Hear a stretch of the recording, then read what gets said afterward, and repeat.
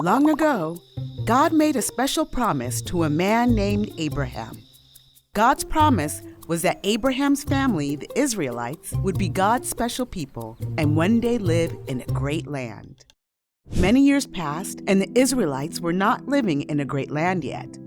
Actually, they were slaves in Egypt. They needed God's help badly, and God heard them. There was a man named Moses who was an Israelite, but he didn't grow up as a slave. He grew up in Pharaoh's house. Pharaoh was the king of Egypt.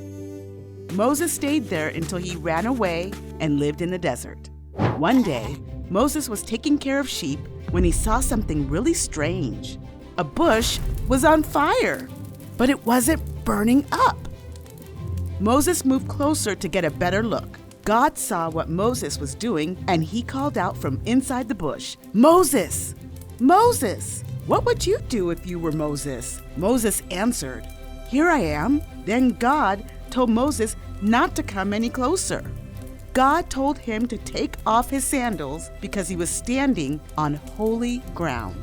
Holy means something is special and only for God. Moses did what he was told. Then God told Moses who he was. "I am the God of Abraham." He was saying that he is the God of the Israelites.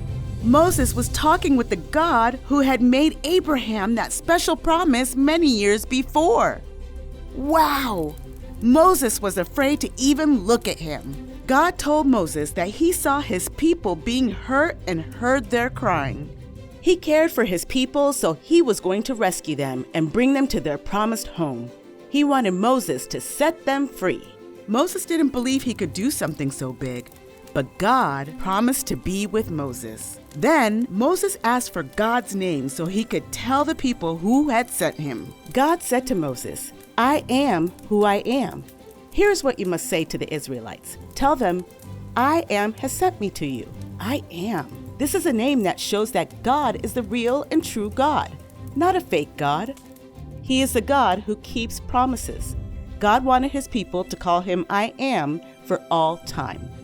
God sent Moses to Egypt to speak to the Israelite leaders.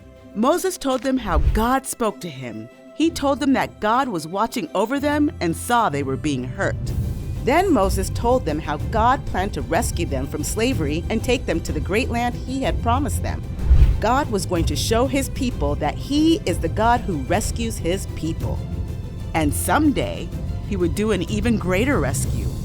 Soon, the people would know that God hears and sees his people.